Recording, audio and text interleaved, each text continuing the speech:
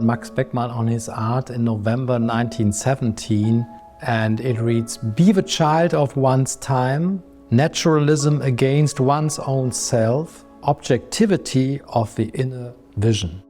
And that is, I think, perfect because it brings together this concept of naturalism. I depict what I see, and a sort of realism. And on the other side, it's always about an inner vision and something which is lying behind reality.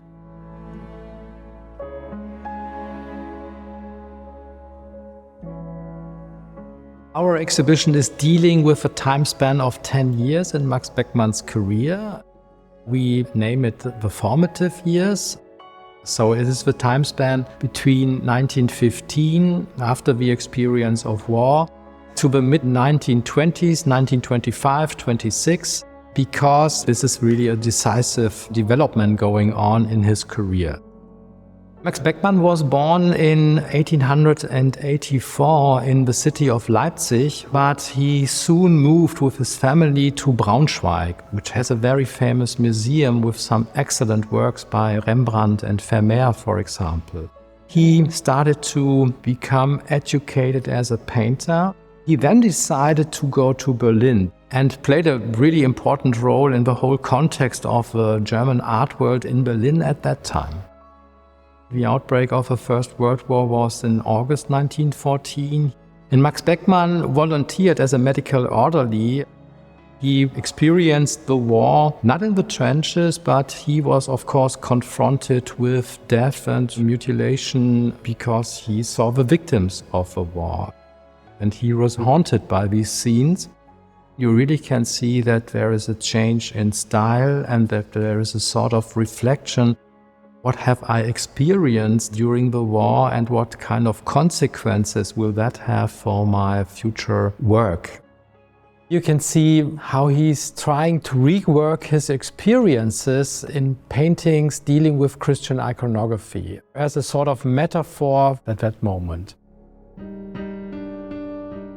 Beckmann's, I think, singularity is that he was still dealing with the old masters, but he was combining that with Dadaism, for example, some aspects of Cubism, and also new objectivity. And the change is really a change away from the painterly. It is more graphic, it is interested in form, because it brings us to the concept that form in a painting is giving you the opportunity to order your life or to order society.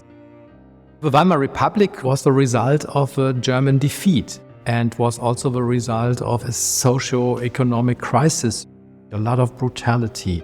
The streets were full of wounded veterans, unemployment, hunger. That were really the problems of that time. What you can see in Beckmann's art is that he was willing to reflect on the political circumstances, and the result was that Beckmann was counted as one of the major, let's say, leftist artists of the Weimar Republic.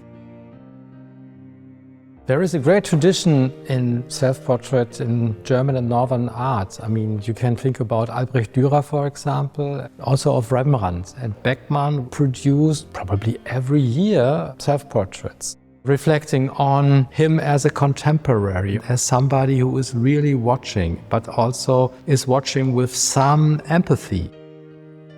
One of the main ideas behind this gallery is to gather really masterpieces of Max Beckmann, but also to explain a progression in his development in his painting. We are ending here with the so-called Italian paintings from the mid-1920s, and in this painting called Galleria Umberto, here you can see a sort of political allegory. It was depicted in 1925 in fascist Italy. And what is he doing? He is flooding the whole Galleria with water and people are drowning. He's also dealing with the brutality of a fascist regime. The Degenerate Art exhibition in Munich in 1937 was an exhibition of art produced after around 1910 to create a sort of counter-image to what was considered by the Nazis as German art. Close to 30 paintings of Max Beckmann were confiscated from museums and a lot of prints and drawings. And therefore he went to exile, and from 1937 he lived in Amsterdam or in the United States in the end. It is not easy with Max Beckmann, and that has something to do with the pictorial concepts, but it has also something to do with the topics. What is he depicting? What is he confronting?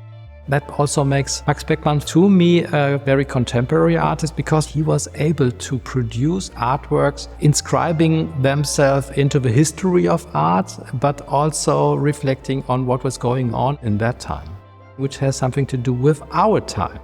Under new circumstances, you really can experience how contemporary he is.